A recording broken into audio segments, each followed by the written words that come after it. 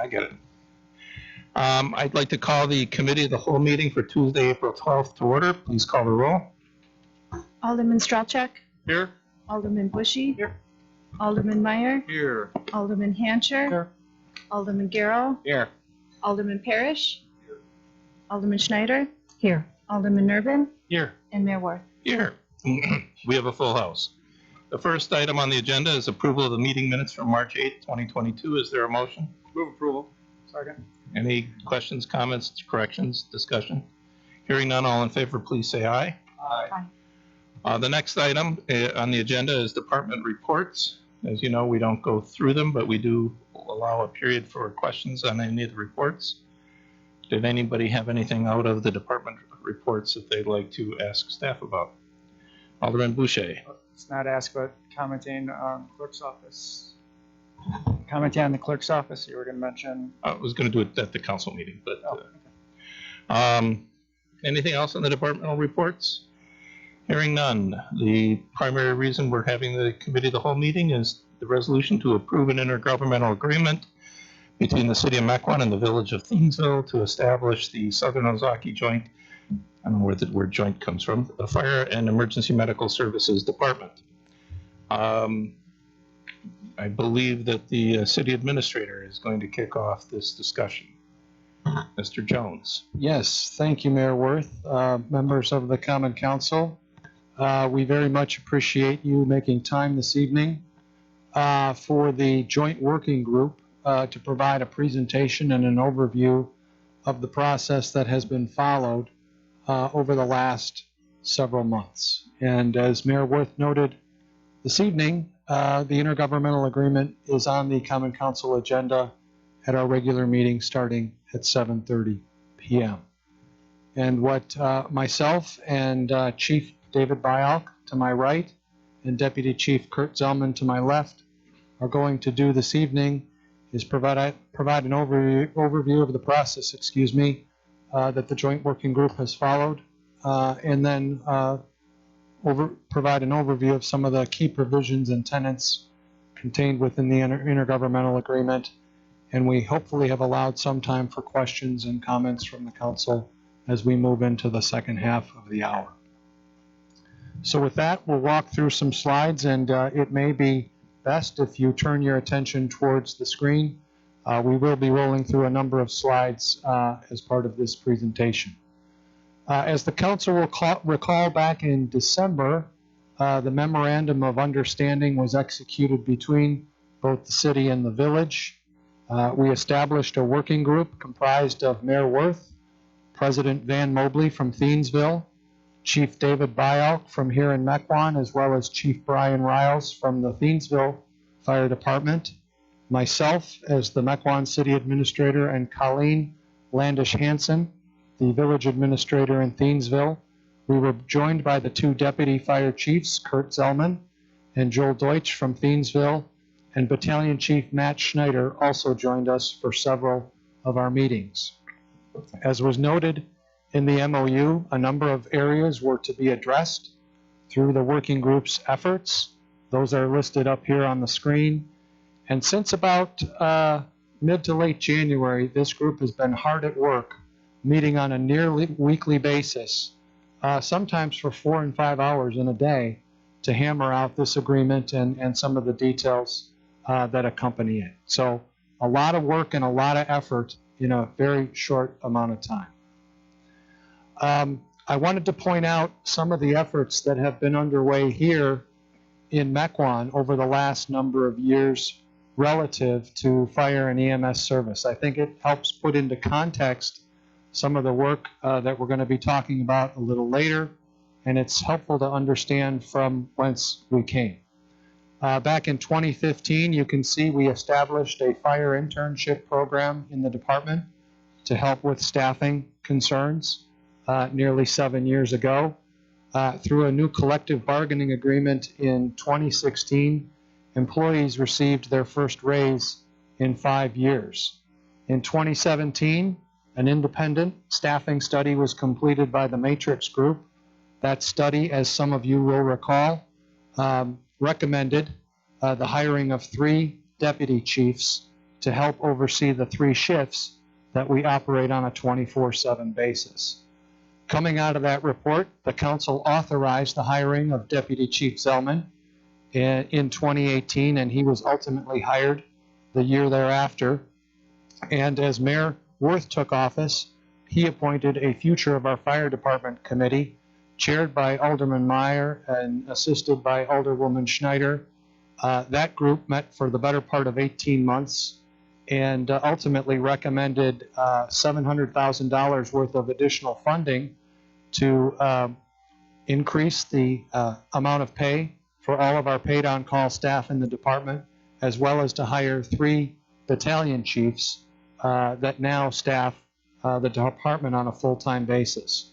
In 2020, the city also committed to working with a number of our neighbors here in Ozaukee County to complete a 10-community study of fire and EMS with the Wisconsin Policy Forum. That effort carried forth into 2021, and the results were presented last March. Last year, we hired the 3 battalion chiefs, and so they've been on board now for just about a year. And here we are in 2022, now working with the village of Thiensville to merge our 2 departments to improve response times, improve service delivery, and once and for all address the staffing shortages that we've all experienced. The problem is not here just locally in Mequon and Thiensville. As I mentioned, we partnered with a number of our neighbors here in Ozaukee County to complete the Policy Forum study in 2021. That was presented here to the council, as I mentioned, last March. But as you can see on the chart here, other full-time staff are now being hired in several of the other communities across the county, including Cedarburg, Grafton, Saukville, Port Washington, Thiensville, and even small Fredonia up to the north. So a total of 13 full-time staff members have been hired over the last number of years, in addition to the 4 full-time staff persons that we've hired in the department and the 3 that we're in the process of bringing on board starting next Monday. Additionally, the county has gotten involved in the fire and EMS discussion, and just last week approved $5 million worth of ARPA funding to help supplement paramedic staffing across the county over the next 2.5 years. That'll come up a little later in the presentation as we walk through the agreement. Moving a little broader and widening the lens, fire and EMS staffing is not just a challenge here in Mequon and Thiensville and across the county, but it's a rising concern across the state. Here are many headlines that have been pulled from publications over the last 2-year period, which show that mergers are occurring, referendums are being called, departments are hiring full-time paramedics and firefighters, and other departments like West Bend are studying their fire department as we have. So for those that may hear that we have a problem here in Mequon and there used to be a way of providing fire and EMS services years or decades ago. This is not just a Mequon problem. It's not an Ozaukee problem. It's a statewide problem. And even beyond the great state of Wisconsin, it's a problem across the country and even internationally. And what you see here on the screen is a recent EMS One poll that was conducted just last week. And as you can see, the question was, how often does your service have no available units to respond? The majority of respondents indicated on a daily basis they do not have units available for service. So that's a pretty compelling data point that we want to keep in mind here as we walk through these conversations. The picture to the right is courtesy of Deputy Chief Zellman. He was vacationing in Europe just last month, and he noticed a recruitment banner in one of the cities in Germany where he was vacationing. And this is a recruitment banner that's in the downtown of the city that he visited. And while I don't speak German, Chief, can you help us here? yes, it just says, what do you want to be? And they have a volunteer fire department in that department in Korbach, Germany, and they're recruiting hard too. They're seeing the same issues that we are, and they need people. Thank you, Chief. So, to the work of the working group. Before we kicked off any of our efforts in earnest to begin designing the combined department and drafting the intergovernmental agreement, which is on your agenda this evening, we took some time to develop some guiding principles that would help lead our work as we kicked off the process back in late January. And over the first couple of meetings, the working group centered upon these particular bullet points, which included the goals of stabilizing staffing across both communities and both departments, sustaining a hybrid staffing model, which includes not only full-time staff, but paid on-call staff for both fire response and EMS response, improving service in terms of both response times as well as health outcomes, eliminating redundancies, and under a combined department, we'll have one chief. We will be able to consolidate some equipment, and someday into the near future, we may even be able to reduce the number of stations that are currently being used. Controlling costs was, I think, a loud and clear message from both the village board and the common council in terms of this joint effort. We wanted to preserve scalability so that if opportunities presented themselves in the future to partner with other neighboring municipalities, the model that we're presenting here tonight would allow for that. And we want to continue to advance community relations between both the village and the city, both of whom have a long history of partnering together on a number of initiatives and programs and services that benefit everyone in the broader community. And this next slide, and I won't go through all of it, just lists some of the current partnerships across a number of different and very separate disciplines throughout our two communities. You look at the topic areas of education, governance, business and commerce, public safety, some of our civic groups, our athletic groups and our athletic activities, and even some of our cultural events, cultural institutions, and community events. We have a shared nature to a lot of what we do here, and combining our efforts with respect to one fire department, I think falls very much in line with what you see here. So, getting into the work of the group and some of the data points and some of the information that we looked at as we kicked off our process included some of these general considerations that were shared by the fire department staff that was really half of the working group committee. And so at this point, I'm going to turn it over to Chief Bayalk, and he and Deputy Chief Zellman are going to walk us through the next several slides. And we'll look at some of the data and some of the information that have helped build tonight's recommendations. Thank you. Well, first of all, Mequon Fire Department tries to staff for 2 ambulances and 2 first responders every day, 24/7, 365. I think you've been here long enough to understand that we have 50 square miles. We try to cover it by having the first responder vehicles taken home by community members who park it in their driveway. When there's a call, they take off right to the scene. It allows time for other members to come from home, assemble on the ambulances, and then respond. That's so 6 people a day is what we're trying to keep on there. One ambulance is, we need 2 people. 1 person doesn't do anything. And oftentimes you need a third person, you need 2 people in the back and 1 person to drive. It seems if you go through what's in the industry, the best practice, you need about 1 ambulance for every 1,000 calls. We have about 2,400 last year, almost 2,400 last year. Another best practice is, it seems that every 10,000 residents, you need 1 ambulance for, just to make sure you have the resources available when the incidents occur.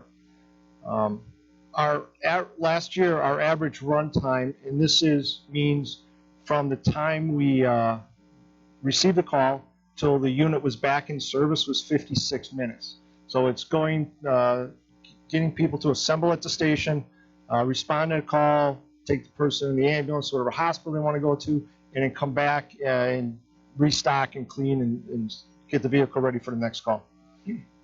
Currently, so far this year, 27% of our shifts are going unfilled. We cannot staff our 2 first responders and our 2 ambulances around the clock. We're always falling short of that. And in relation to that, oftentimes 27% of the time we have 2 calls going on at the same time, meaning before that 56 minutes is up, there's another call that's come in for somebody else who needs assistance, and even 15% of the time we get a 3rd call that'll come in. This is the way we do it in Mequon. We have 2 community responders come and take the ambulance and those 2 Jeeps. We park one on the west side, we try to park one on the east side, and they try to, and they respond right to the call. So that kind of reduced the response times to help us get at least one person to the scene with medical training so they know what they're, until the ambulance can show up several minutes later.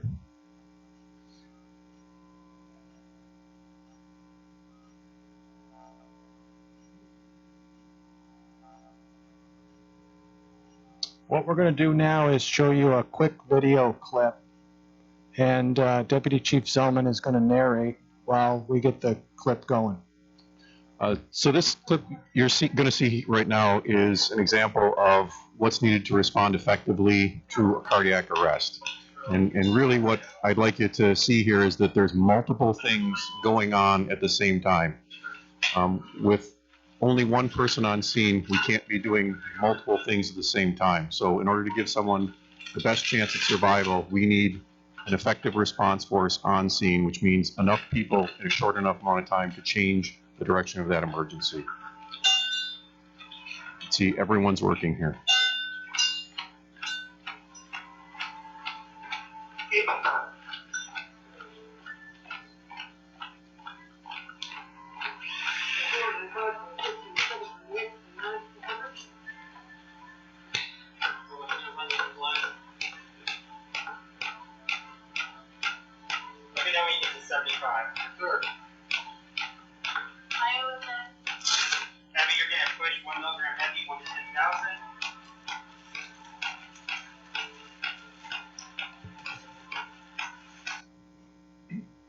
Okay, so this video goes on for quite some time, but I think everybody gets the point.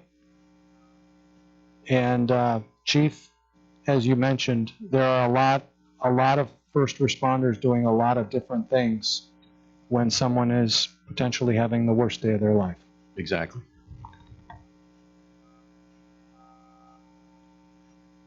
Under staffing considerations, this model, this pie chart just shows that the yellow is the time we have simultaneous calls, 2 calls going on, and the red is when there's that 3rd call going on.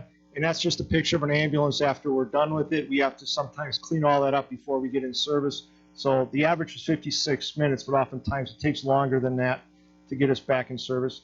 And I know I keep talking about EMS and paramedics here, and it's important to remember that this is not just an EMS problem, it's a fire problem too, to have enough people. But this model we've come up with keys very heavily on the EMS side of it. They're not just paramedics, they're also firefighters, so serve in that capacity. So we're actually getting the best of both worlds by having somebody who's dual trained. This staffing challenges, the group looked at some very interesting statistics. One in Mequon is in 2020, we had 3 people that worked 9,000 hours. Just 3 people alone, and all 3 of those people have since left us. They've either retired, moved on to another department, and that we can't replace it. Somebody who has that much time and energy to dedicate to the department, they're just not around anymore. The declining rates of volunteerism, I think you could see on a national level. If you try to get a Rotary Club together or a Lions Club, it's tough to find people.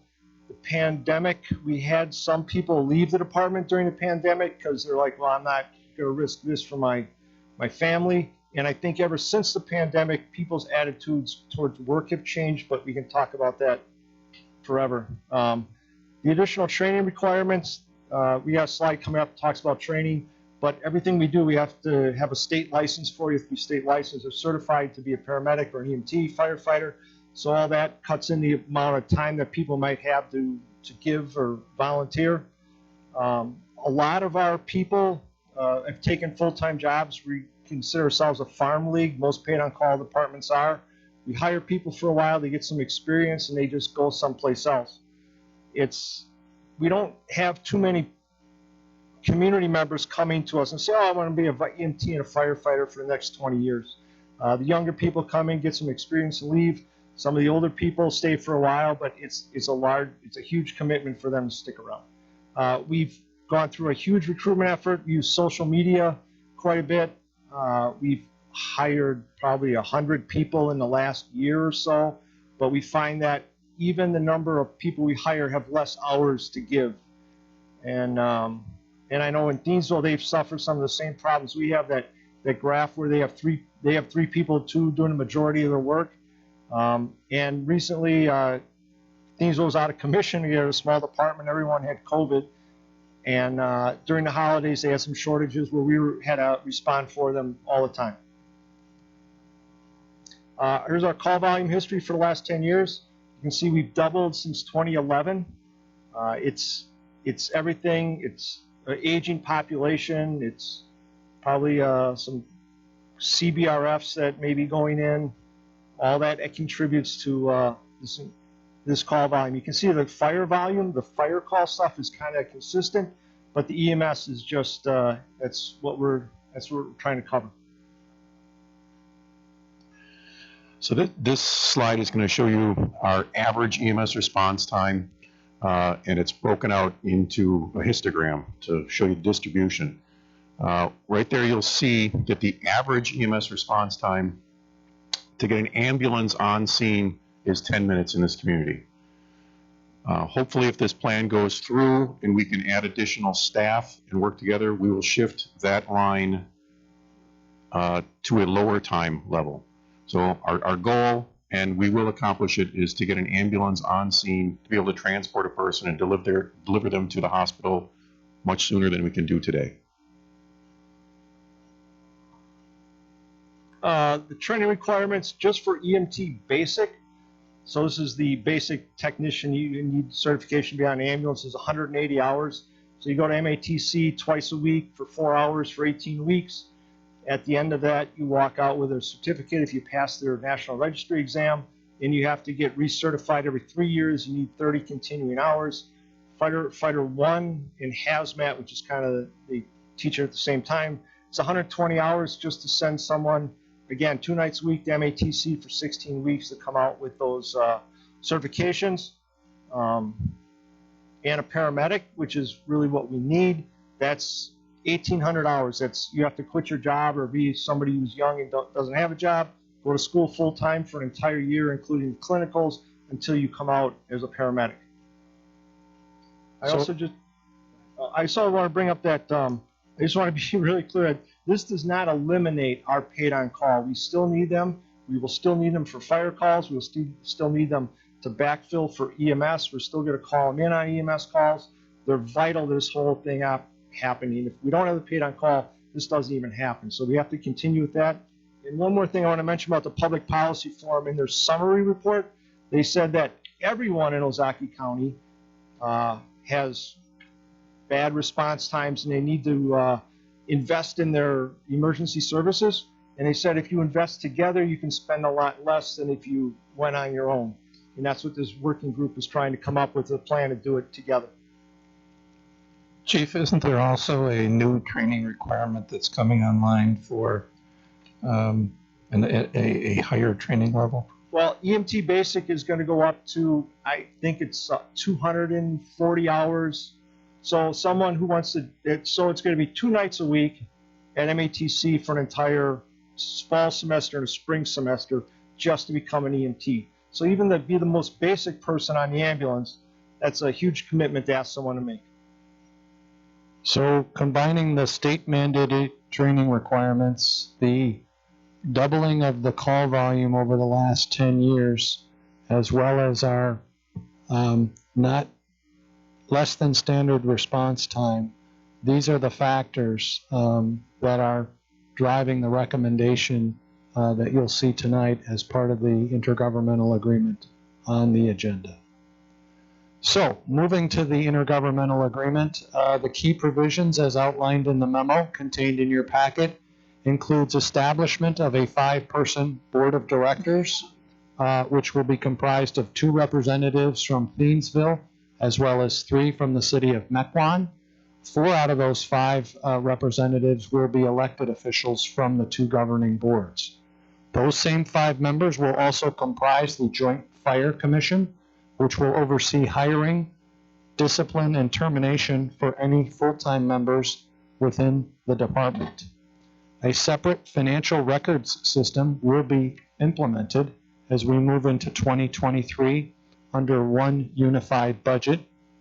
And as has been pointed out on a couple of occasions here over the last number of minutes, we will have increased EMS staffing with paid on-call fire and EMS staffing supplementing those shifts that are otherwise available on weekends and during overnight hours. The initial funding ratio contained within the agreement calls for Mequon to contribute 84.5% of funding over the next several years, while Thiensville will pick up 15.5% of the funding. As was noted in the staff memo, this reflects the current budgets for 2022 and will carry forth during the initial 5.5-year term of the agreement. And that ratio can be relooked at or renegotiated once the agreement is renewed, or if additional communities merge with the combined department. Key milestones within the intergovernmental agreement, as was pointed out, we're taking a phased approach.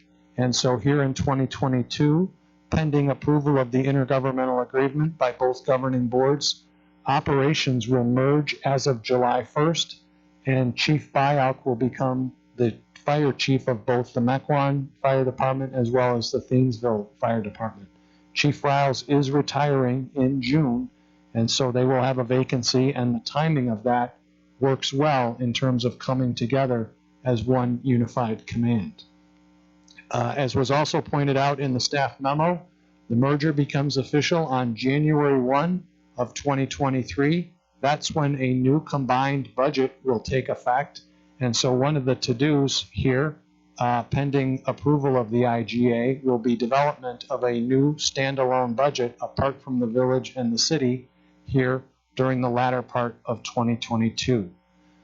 In terms of equipment, capital, facilities, we've lent a little longer planning horizon to some of those steps that comprise the merger. In 2023, a plan will be put together to merge equipment and apparatus and begin selling off excess pieces and combining that element of the department.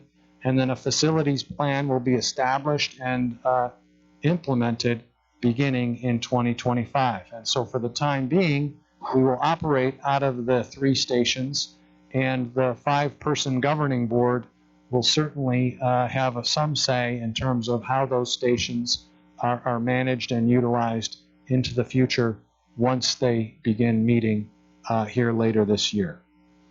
Here is a conceptual staffing plan that was included within one of the exhibits that is attached to the intergovernmental agreement.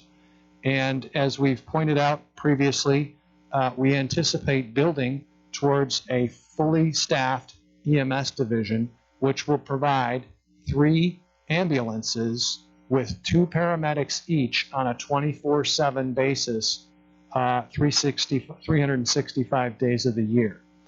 And the phased staffing plan contemplates Mequon's conversion of paramedics, taking care of this first row of full-time staff. We will gain an additional 3 paramedics here this year through the merger consolidation.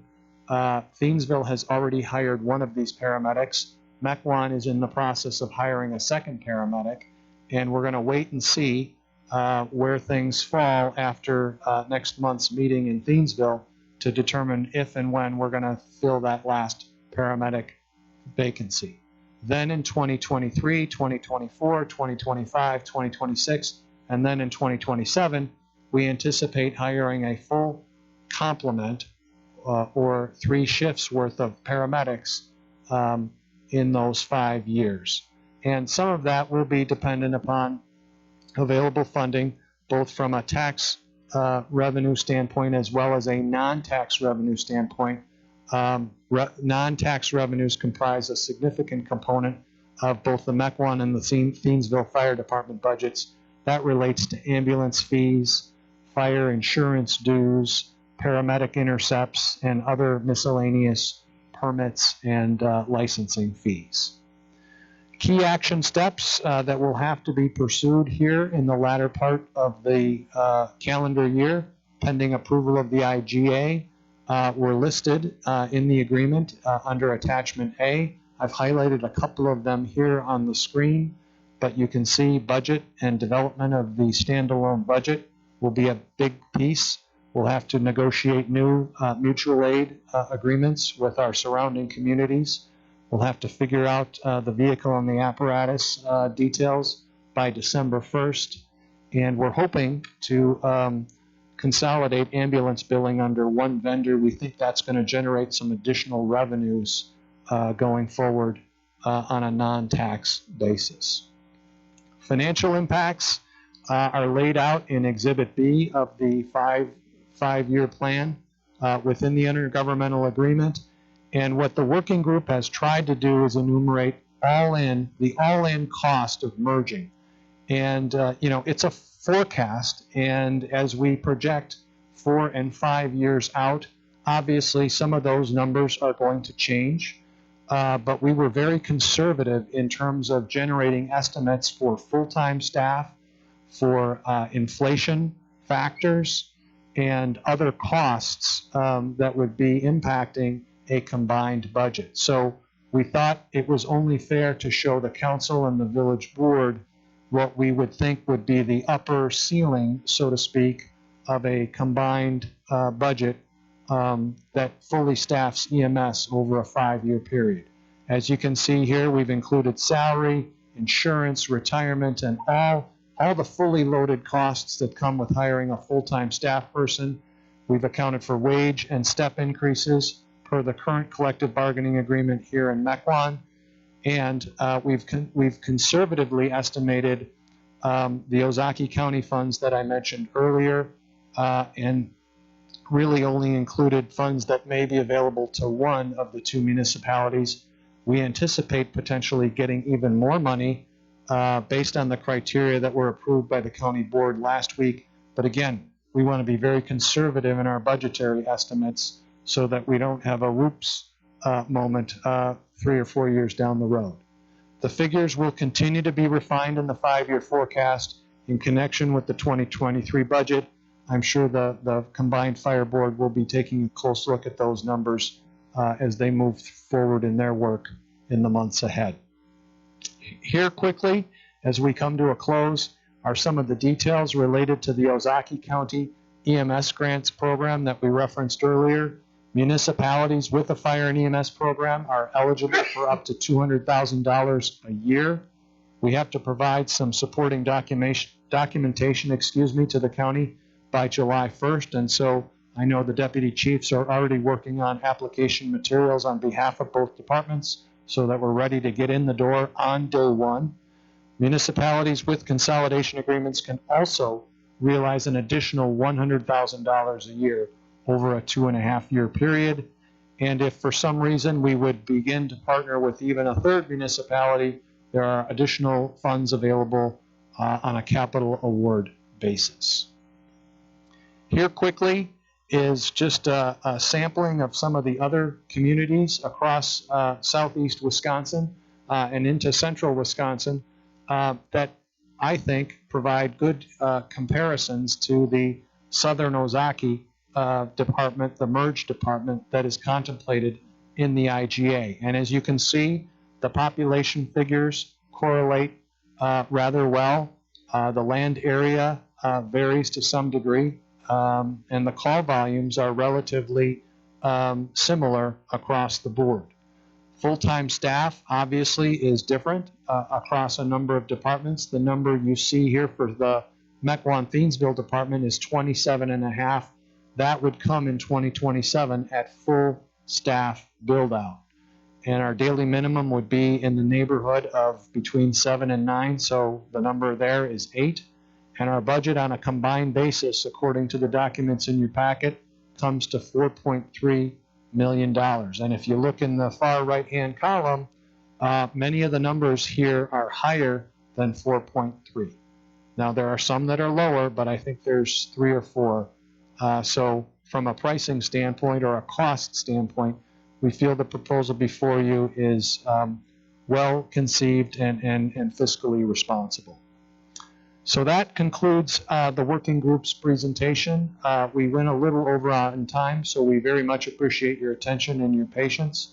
And I'll turn it back over to the mayor, who was a member of the working group. Mayor, I don't know if you have any other comments you'd like to share, and we're certainly here to answer any questions. Thank you. Thank you. Just a couple of comments. I believe that the agreement that we're presenting to you is a good agreement for both communities. Is it perfect? My guess is that if Thiensville was drafting it for Thiensville on their own, there'd be a couple things different. If Mequon was drafting it on its own, we'd have a couple things different. It was a negotiated agreement over a lot of time, trying to find an agreement that works well for both communities. Now, and there are certain things that even if we were doing it just for Mequon, that I would change if we could. But the point is, it's a negotiated agreement. And I think in our discussions and our deliberations, that's an important element to remember. This is not something where often we get an agreement or a proposal and we start redlining this little thing or whatever. It's more complicated when you're doing it with two communities. Also, other communities that have done this have had opportunities on numerous occasions as they live it and experience it to make changes. North Shore has had, I believe, 4 amendments to their agreement that were further negotiations as the department realized that there are some things that, you know, you learn, you live and learn. So I think that that's, you know, those are important things to think about. Mr. Jones made the point, and there's a good slide of all the many things that our two communities do together. And I think that that's an important element for both communities to remember. Our senior brother, we have a symbiotic relationship with Thiensville. Thiensville is our senior brother. They were around a long time before we were.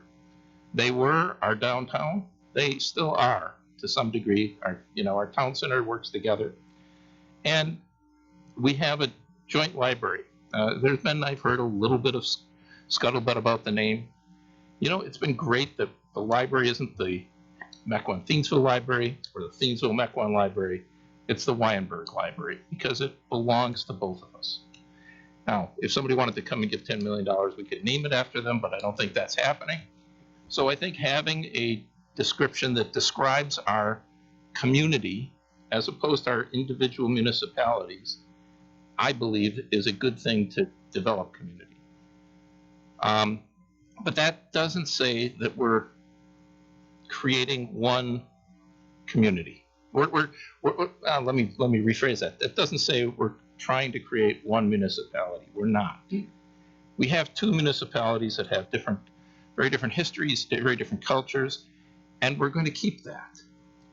Just because we're working together on something doesn't mean that somebody's taking over somebody else, that somebody is, we're removing the distinction. And we're not removing the history here either. A lot of discussion in the working group, for example, about keeping the name Thiensville on some Thiensville stuff, keeping the name Mequon. If we added Cedarburg, and by the way, we're not talking about Cedarburg tonight. We're talking about you can have that debate later. But these are two groups who are working together to try to retain identity, but also create efficiency. And I think that that's important because it makes sense. Frankly, it may have made sense a while ago. But in today's world where you can't get the volunteers, in today's world where everybody's competing with everybody to hire people, to have multiple chiefs in 2 communities, this is a good deal for both communities. And so I hope that we don't get into trying to micromanage the agreement that both communities had a lot of input on, that we either at this committee recommend it to ourselves and pass it later on, or if we opt not to do this, which I think would be a tragedy for both communities, that we simply move on and do that. But amending this all over the place, it just creates complication.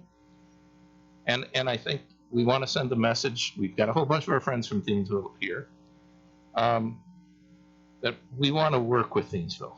And, there's lots of parts of this that could be different. You can argue about how many people are on the board and all sorts of things, but those things are superficial. This is I believe, much like the library, much like some of our other things, we'll work together in good faith to find what's best for both communities. And both communities will have heightened service. Now, and maybe I'll direct one comment to our friends in Thiensville. Ultimate location and how new facilities and what have you, it's not going to change the distance for people in Thiensville, the response times. No matter what happens, this will increase everybody's response times because there'll actually be somebody there to respond. And neither community has figured out a way to do that for years. And it isn't a method of pointing. We can't point at management of our individual departments, because if you're going to say that, then you have to point it at the management of almost every department, of every paid-on-call department in the country. And yes, and certainly in the state.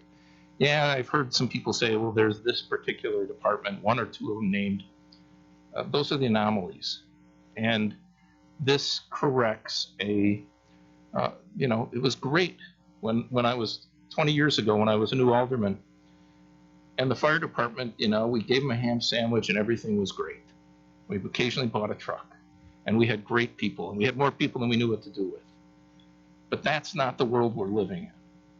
And you can't say, well, we can go back to that world, because nobody else has figured out how to do it either.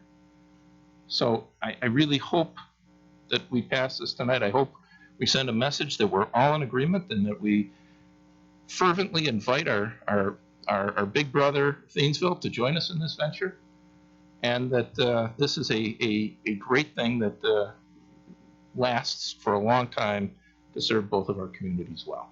So I'll shut up and hear if there are other comments or questions. Alderman Schneider. Just a comment to start off with. I really appreciate the amount of effort that has been put forth to create this document. I mean, it really shows how carefully everyone went through all of these various issues. It's rather complicated, as it probably should be. A lot of things need to be spelled out. I truly appreciate it. I am very happy that both Thiensville and Mequon are looking at getting full-time professional folks situated in their various fire departments, because I think this is going to be a great increase in service to our community. I think our response times, our turnout times for sure, are going to be lessened.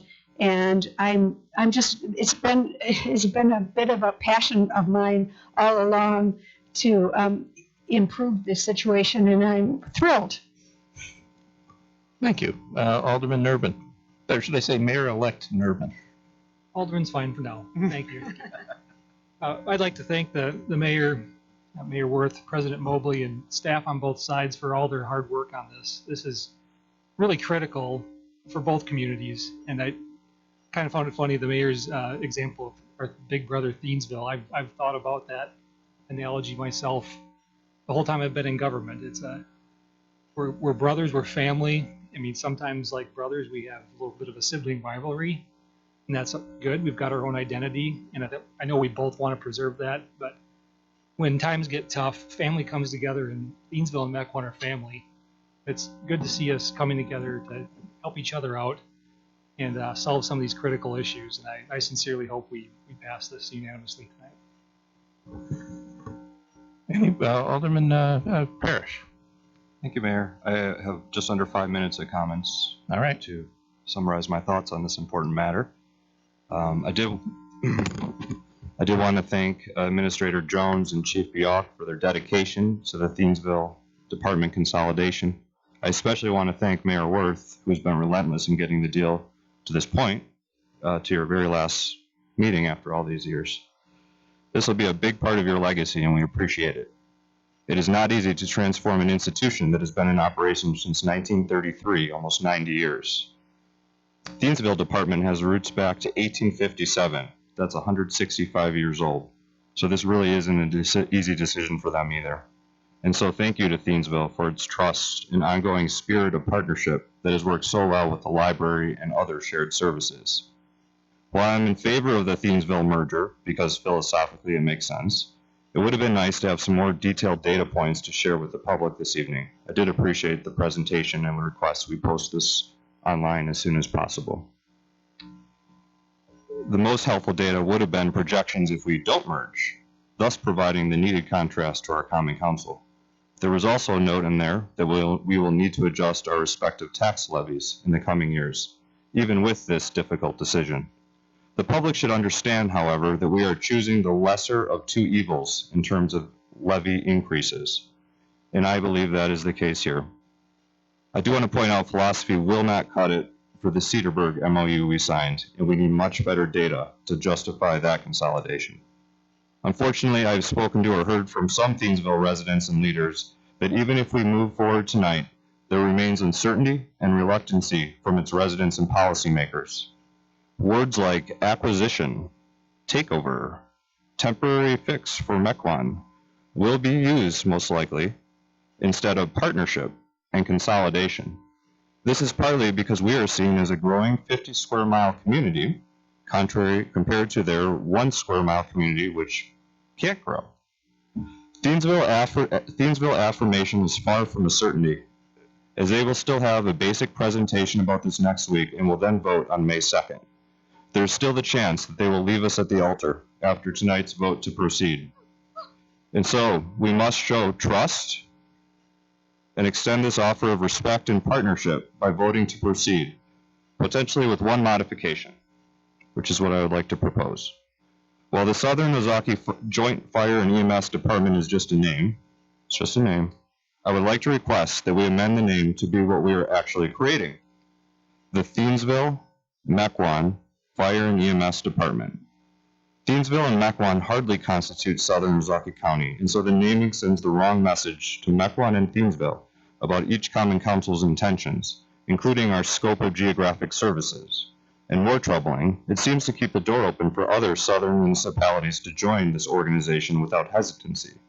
The name seems to come from the Wisconsin Policy Forum report, which could result in additional mergers under their concepts. One called the Southern Ozaki Fire Department, ironically, which goes on to merge with Grafton, Saukville, and Cedarburg.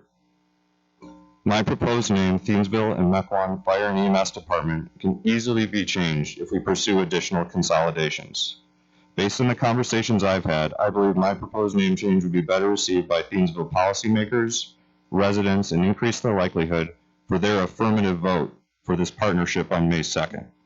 In conclusion, the long-term success of the fire and EMS institutions results from our mutual community pride. Because of that pride, it results in funding, volunteerism, and sustainability. That will continue to be the secret to our success, to offer cost-effective and timely fire and EMS services to both communities that we are both proud of. I really hope we can reconsider the name to the Thiensville Mequon Fire and EMS Department, but proceed either way tonight. Thank you. Thank you, Alderman Parrish. Anybody else?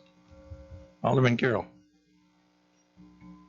So I'm driving into the meeting tonight, and I cut through Thiensville. And right as I'm cutting through Thiensville, an EMS truck comes by from Mequon, going right through the middle of Thiensville. out to the west, and then another fire truck followed that one. So Thiensville being the donut hole right in the middle like this is pretty. It's time for this we should merge. I mean, it should be a merger. I agree with Alderman Parrish that I like the name, that this is a partnership with Mequon and Thiensville.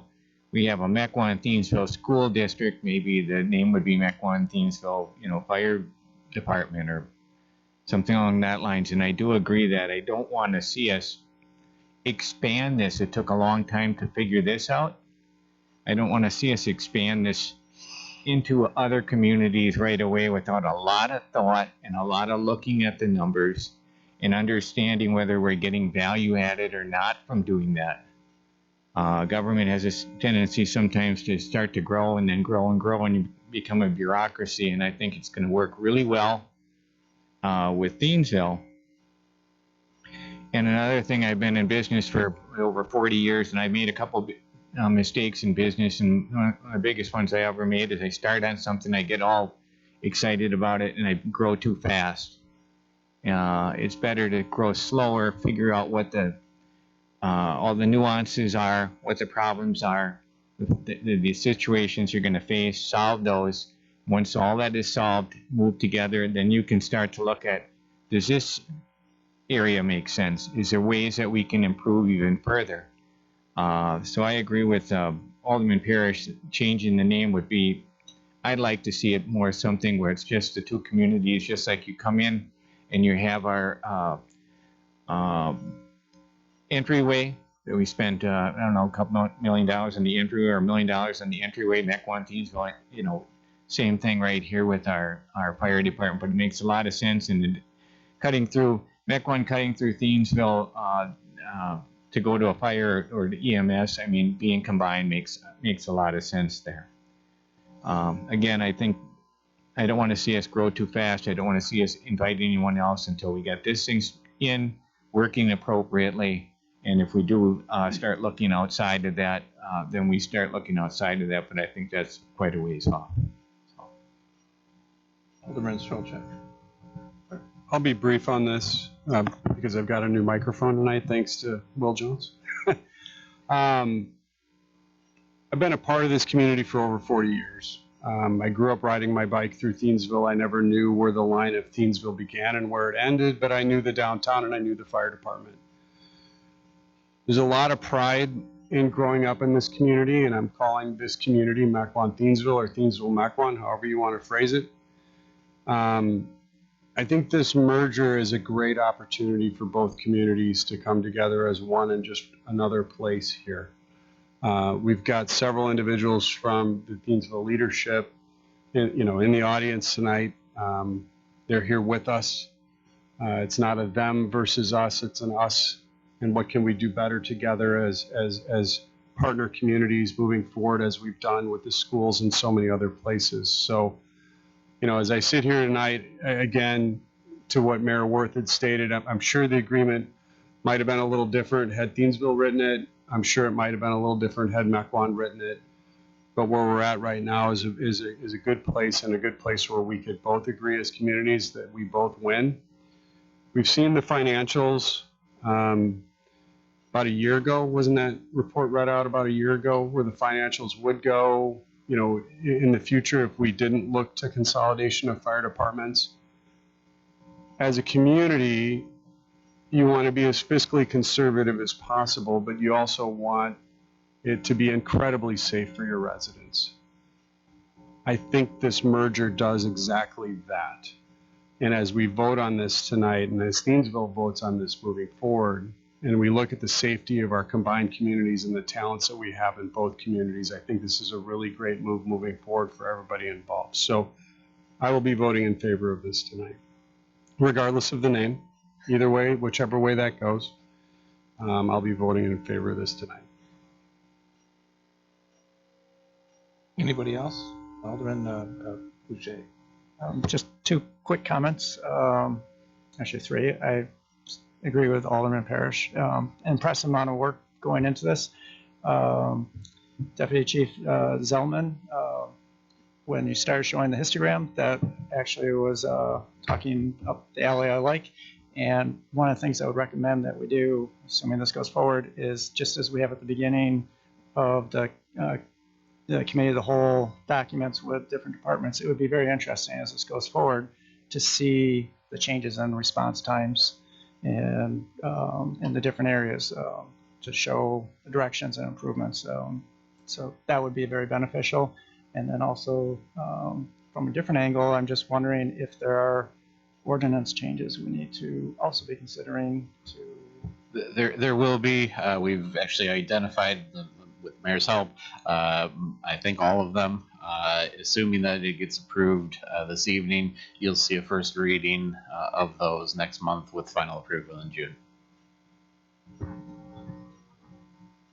Anybody else? Alderman Parrish. Just when it's time to make the motion, I'd like to. It's fine. Well, it's always time to make a motion.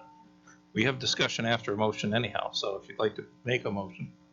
Yes, I would like to make a motion to approve the consolidation of the Mequon, Thiensville, the existing Mequon, Thiensville fire departments, with the only modification to change the name to the Thiensville and Mequon fire and EMS departments. Okay, I'm going to divide the question with the issue of the name being a separate vote. Yep. If I could comment on the name, a couple of things. First of all, Mequon Thiensville is southern Ozaukee County. If you look at a map, there's a straight line that goes across. We are the southern portion of the county. We stretch from the west side of the county to the east side of the county to the south side of the county. So it is a perfectly good description. It avoids having one name or the other first. Yes, we are not voting on Cedarburg tonight. Cedarburg hasn't asked us to vote on them yet. But it is something that we ought to at least not, this isn't one step in having Cedarburg there, because there's lots of things that would have to happen. And my guess is that won't be in 2023, that'll be in 2022, that'd be in 2023, if they came and asked us. I can tell you with certainty that every modeling we did, having Cedarburg join us, would give the same level of staffing same level of service in Cedarburg, and would reduce Thiensville's and Mequon's cost. There was also in the negotiations, and again, remember, this is a negotiated agreement. There is a benefit to Thiensville in potentially having Cedarburg there because of the way the board would then be comprised, where you'd have the town, the city of Cedarburg, as well as the city of Mequon and Thiensville, where Mequon isn't as much of a larger, it creates a little more balance on the board. So there's lots of good, and let me tell you one of the downsides in creating a name that if in fact you decide you want to change, there's a logistical downside. It's probably a 6-month process to go to all the billing systems and the insurance companies and the state to create new names and get new, if that ultimately happens and they merge into our system, that's relatively seamless. If instead you want to change the name, you're going to have a 6-month or a longer process. That's part of the reason why this merger doesn't become effective until, if approved by both communities, until January 1, 2023, because we couldn't get it done before then. So the joint name has a benefit. It has lots of different benefits. And because we're going to retain identity and allow Thiensville and Mequon to be on trucks and potentially badges and what have you, so that there is retained identity, we're not losing that. So I do hope that you recognize that this was, again, it's a negotiated agreement. And just because we think that there may be some benefit doesn't mean we should take that away from Thiensville. At a minimum, if we go forward with that, I would hope that we'd give that decision to the village of Thiensville to make rather than Mequon, Which decision? the name, so that we're not making a decision. Mequon-Thiensville versus Southern Ozaki. Yes, because that was the negotiated solution. So do we want to now impose upon them a different answer after spending 3 or 4 months negotiating this? Or do we want to let them make that decision? I don't want to speak for the other aldermen up here. I'm just not ready to let go of names. I'm sorry.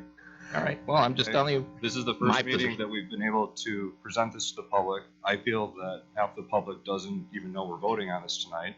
I appreciate the news graphic notifying the public. This is going to be a very big surprise for a lot of people, even though we've been talking about it a year and a half. I don't think they realize we're voting on it tonight. I still want to vote on it tonight. I want to consolidate. I don't care if there's red tape later on. Let's just, if all of us aren't comfortable, why can't we go in baby steps here so that everyone can be on the same page and it's win-win? If I heard that the name was what I'm proposing is detrimental, I would totally withdraw it right now and say, fine, let's do Southern Ozaki. But I don't think that's the case. I think that the leaders of Thiensville are hearing a lot from their residents. I think they have their own opinions, and they just like us, they were not a part of the negotiations, which I completely respect. You guys did a wonderful job, but this is like the first time we've seen it. We're trying to catch up with you. We're trying to get comfortable with it. We all want this for the purpose of a wonderful partnership with Thiensville. Southern Ozaki County, I'm not ready for it yet. So anyways, I made the motion. I respect if my colleagues don't want to do that. I just wanted to give us the option since we weren't given some of these options. So I would like to at least have a vote on one item. Oh, we're going to vote on it. contract. I was simply asking if you'd make that item an option for the village of Thiensville to decide if in fact we're going to have that as the vote, so that we're not imposing something upon them. Just a thought. We have a motion and a second, though. The first item we're going to vote on is, and this is just a recommendation of the council, so we will rehash this later, although our history has been generally to confirm whatever we do during the committee of the whole. But the first motion is going to be on the agreement as a whole. And is there any further discussion on the agreement as a whole? So you're not going to do the name first? No, we'll do the name second. I'll second the recommendation since we only have a motion and not a second. No, there was a second. There was a motion and a second. I just divided the question. Okay. So we're going to vote on whether we're doing this, and then we'll decide the name after that. Okay. That's the order that we're going to do this. So, Madam Clerk, if you could call the roll, please. Alderman Strelchak, Aye. Alderman Bushy, Aye. Alderman Meyer, Aye. Alderman Hancher, Aye. Alderman Garrow, Aye. Alderman Parrish, Aye. Alderman Schneider, Aye. Alderman Nervin. Aye. I'm very pleased that we have unanimity. The second is on the issue of the name. We have a motion to amend the agreement to change the name to Thiensville Mequon Fire and Emergency Medical Services Department. Does anybody want to take up the recommendation I gave to at least give that an option, that it's Thiensville's option? Okay, well then we'll have a vote on that. Alderman Garrow. Why can't we vote on it, and if Thiensville doesn't like it, we can change it, because you don't have any paperwork done, you don't have anything stamped on it, you don't have any, you have to go through all these mounds of data to change the name. Why don't we do that and then see what Thiensville comes back with? I'm sure it's not going to break the deal. Well, we do have all the paperwork done, and people are going to get going, but if that's what you want to do, we certainly can, and then have to come back and have another meeting. Alderman Nervin. Let me just ask a question a little different way. You're suggesting we give Thiensville the option to choose that. I think that's wise. I don't think that renaming it is required.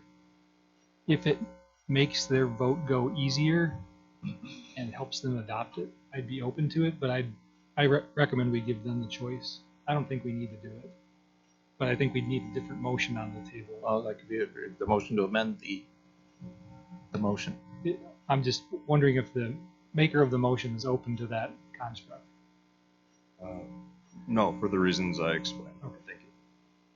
Alderman Garrow. You know, we have a branding, I mean, my undergraduate was marketing. I did marketing for, along with my finance for years. We brand stuff, and there's a brand, a Mequon Thiensville brand or a Thiensville Mequon brand. We are, you know, you said they're like our big brother. I think it sounds a lot better than the Southern Ozaki Joint Emergency. You know, how far does Ozaki County go up? I mean, it could easily stretch to Grafton and into Cedarburg and into, you know, maybe even to Saukville. That's Southern Ozaki County still. So, you know, I think it's a minor thing to do. We will do this if Van Wilby goes back to his group over there and they say they don't like that, they want to do the other, you know. What paperwork, mounds of paperwork do we have to change? We come back for a meeting for 15 minutes and we make a decision. It's not a big deal. We vote on it, we do it. If we have to change it, we change it. We're flexible. This isn't something where we're going to file a bunch of paperwork and send it off to the state. And, you know, I like to vote on it. I'll probably vote for to keep it, the branding, something that we've had for decades. We're gonna vote on it. I just was Okay. asking. Anybody else? Alderman Strelchuk. I just have a question. I wasn't in a lot of the meetings. How important was it to Thiensville to have a Thiensville Mequon in the negotiations? Can we talk about that openly here? A vast amount of discussion about the name, and the agreement was that it was better to go this route. Okay. With both communities. Alderman, or President Mobley, did you want to say something? Please come to the podium. But I was in the meetings where we discussed Southern Ozaki, and I'm perfectly pleased with that name. That's it. I would also tell you that the concept of adding all sorts of other communities, both at county meetings, granted I won't be the mayor going forward, but President Mobley and I both we probably didn't make some other communities happy because we said, look, we're not doing Grafton or a countywide department. You know, we want to walk before we run, and we frankly don't think that's necessary. And those other communities have a lot more problems than Mequon Thiensville, Cedarburg. The Cedarburg issue can be deferred, but President. And then I would also, and thank you for allowing me to speak. I would also say too, it is a negotiated document. My suggested name was the Pigeon Creek Fire and EMS Services, because Pigeon Creek is a creek that runs through both communities. So that's it. It's a negotiated document, but it's a very good one, and I'm very thankful for Mayor Worth's and work and the team as well. So I support the name that we came out with. Although, just to tell you, that's what I was for Pigeon Creek, and I didn't hear that. I didn't hear you mention that. Thank goodness that wasn't the finalist. So we have a motion to amend the agreement to make it the Thiensville Mequon Fire and Emergency Medical Services Department. No further discussion. Please call the roll. Alderman Bushy. Aye. Alderman Meyer. No. Alderman Hancher. No. Alderman Garrow. Aye. Alderman Parrish. Aye. Alderman Schneider. No. Alderman Nurbin. No. Alderman Strelchuk. No. 3 ayes and 5 noes. Oh, I thought it was 4-4. So that failed. I miscounted. I don't normally do that. So Since we we're in have. committee of the whole, did you want to vote, Mr. Mayor? Oh, do I get to vote at the committee of the whole? Well, I vote yes on both. Excuse me. Yes on the agreement as a whole, no on the name change. But I forgot we're at a committee of the whole. So that ends the discussion. For those of you who are here to watch, we will take this up and perhaps we'll move it to the beginning of our meeting at the Common Council in a few minutes. We've got a couple of short things that we need to take up. It's later in the agenda, but considering the interest there, it might be appropriate to move to suspend the rules when we get to the Common Council meeting in a few minutes. We only have one other item on the committee of the whole. I guess we have two. Items on committee of the whole. There was a proposal to whether we send to a committee. We have this new committee of the whole format. This is not to debate the merits of the proposal, but whether there's enough interest on the Common Council to send an idea to a committee to see if they want to work it up. And that's the establishment of all-terrain vehicle routes on Mequon roads. I think Alderman Strelchek was the person who raised the issue. If you've got 1 minute that you'd like to raise, and then we'll see if the committee wants to refer this to a committee or not. Yeah, I see in a lot of other rural communities that they have ATV access on different roads. As you go out west, ATVs are legal on all roads or most roads that vehicles are legal on. And I just wanted to bring up the question to see if there was a pulse or an interest, on our Common Council to entertain that from a community-wide standpoint. If it is going to end up being disastrous and people are upset on it, I'll be the first to vote no. But it was just one of those items that I thought it was worthy to consider. I know that the people out on Hawthorne, if they could, travel back and forth, I don't know that would make any difference at all versus a vehicle. It's something to entertain, and it's been a really nice benefit to other communities. Alderman Giro. I see tractors and I see, all kinds of stuff on the roads out where I live. I mean, ATVs on the roads, nobody complains about it at all. It's 5 acres and pretty rural out there. So, if there's a way, you wouldn't want them coming down, Mequon Road or cutting through Thiensville on a regular basis. But in some areas, I think I like it. So, Alderman Schneider.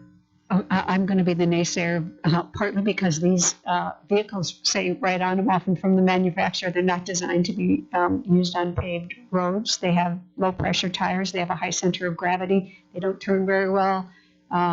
Even though many places don't allow them on roads, in terms of fatalities, some studies show 2/3 of them are on the road, from fatalities. They're just not designed to go on the roadway. It's not to say some people can't do it, and probably if they're driving slowly, some people can do it safely.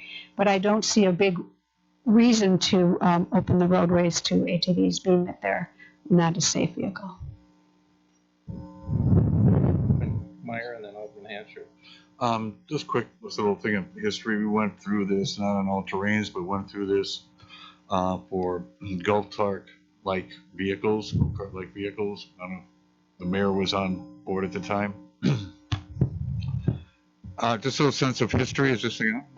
Okay, a little sense of history. We went through this a few years back, and I don't know if anybody was on the board at that time. Maybe the mayor was. I don't think so. But we went through it because we're talking about golf cart-like vehicles, and did a pretty big study on it, and came across that it really didn't function well. It didn't work well here in the city, but I got no problem taking a look at it again, but just kind of going back and redoing the same thing. Alderman Hansher. I agree with Alderperson Schneider that I don't think it was a good idea. I think there's too many accidents that could occur, and I don't think it would be wise to pursue it. I'll give you my comment, although if this goes to a committee, I won't be here to deal with it, but I'll give you my 1-second comment. I have 2 of them up north. They're my primary mode of transportation when I'm there. I ride them everywhere. I like riding them everywhere. But it's a rural area unlike Mequon, because even our rural areas have high-end residential subdivisions in the middle of them. They're loud, they're noisy. Our roads are narrower, we don't have shoulders.